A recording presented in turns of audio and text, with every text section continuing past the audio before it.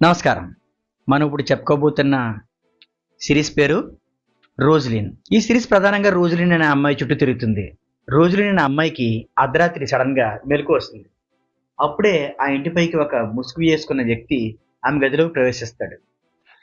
రోజ్లిన్‌ని చంపబోతుంటే బీరువా అద్దంలో నుండి చూసి ఆ హంతకుడిని తోసేసి పారిపోయి తన అమ్మానాన్నలు ఉన్న గదిలోకి వెళ్ళిపోతుంది రోజ్లిన్. భయంతో వాళ్ళని నిద్రలేపి చెప్తుంది. తండ్రి జాన్ అంటే వినీత్ వెంటనే తన గదిలో నుండి బయటికెళ్ళి పైకెళ్ళి చూస్తాడు. తండ్రి ఎంతసేపటికి రాకపోయేసరికి తల్లి శోభ అంటే మీనా కూడా బయటికి వెళ్ళి చూస్తుంది. వారిద్దరూ రాకపోయేసరికి రోజుని బయటికి వెళ్ళి చూసేసరికి వాళ్ళిద్దరూ చనిపోయి ఉంటారు. ఆ హంతకుడు ముఖానికి ముసుగుతో ఆకుపచ్చని కళ్ళతో రోజులిని వెనకే ఉంటాడు. తను వెనక్కి తిరిగేసరికి కత్తితో రోజులిని చంపేస్తాడు. అంతే, తనకి మెలకు వచ్చేస్తుంది. ఇదంతా రోజులినికి వచ్చిన కళ. రోజులినికి ఆ కళ పదే పదే వస్తూ ఉంటుంది. రోజులినికి తరచుగా వింతైన పీడకలలు వస్తుంటాయి. ఆ కళలో ఒక భయంకరమైన వ్యక్తి, అతను గ్రీన్ ఐస్ ఉన్న వ్యక్తి కనిపిస్తూ ఆమెను భయపెడుతూ ఉంటాడు. రోజులిన్ తల్లిదండ్రులు జాన్కి, శోభాకి రోజులినే కాకుండా ఎల్లెన్ అనే అబ్బాయి కూడా ఉండేవాడు.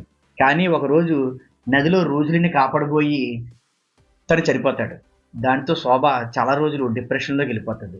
తర్వాత మళ్ళీ ఇంకో బాబుని కంటుంది. అయితే అనుకోకుండా రోజులినికి ఒకరోజు ఆమె కలలో కనిపించిన వ్యక్తి నిజంగా మారి తన ఇంటికి పేయింగ్ గెస్ట్గా వస్తాడు. అతని పేరు జెర్రీ. ఆ వ్యక్తి నిజంగానే తన కలలో ఉన్న వ్యక్తి. అసలు అతను ఎవరు, వారి ఇంటికి ఎందుకు వచ్చాడు అనే అంశాలతో కథ సాగుతుంది. అయితే సిరీస్ అంతా సస్పెన్స్గా నడిపించడానికి ప్రయత్నించారు.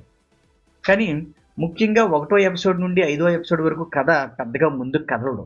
చాలా సీన్లు కేవలం కలలుగానే వస్తుంటాయి. ఇంకా ఈ సిరీస్ అసలు రహస్యం, ట్విస్టులు అన్నీ 6వ ఎపిసోడ్ అంటే చివరి ఎపిసోడ్లోనే బయటపడతాయి. కథను ఎలా ముగించారు మరియు ఆ వ్యక్తి వెనక ఉన్న సీక్రెట్ ఏంటి అనేది క్లైమాక్స్లో చూడవచ్చు. సస్పెన్స్ ఈ వీడియో చివరిలో చెప్పేస్తాను. కావాలనుకుంటే వీడియో చివరి వరకు చూడండి, లేదంటే వీడియో ఆపేయండి.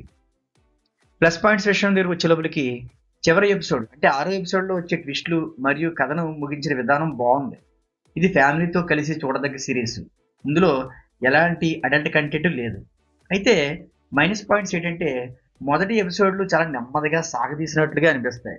కథలో రొటీన్ డ్రామా ఎక్కువగా ఉండడం వల్ల కొంత బోర్ కొట్టచ్చు.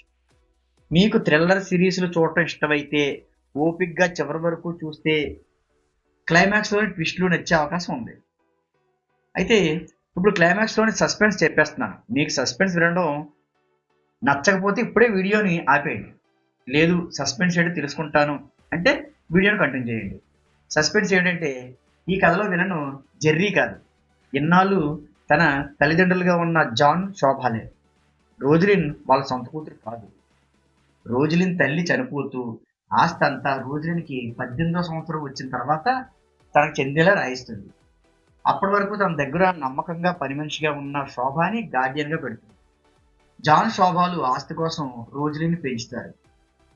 అలా రోజులినికి 18 సంవత్సరాలు నిండిన తర్వాత తన కొడుకు ఎల్లెన్ చనిపోయిన తేదీలోనే చంపుదామని నిర్ణయించుకుంటారు.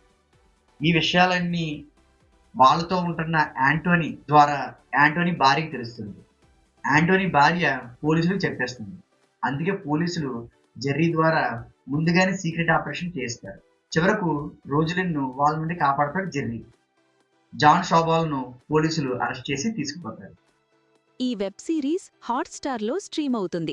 చూడాలనుకునేవారు చూసేయండి.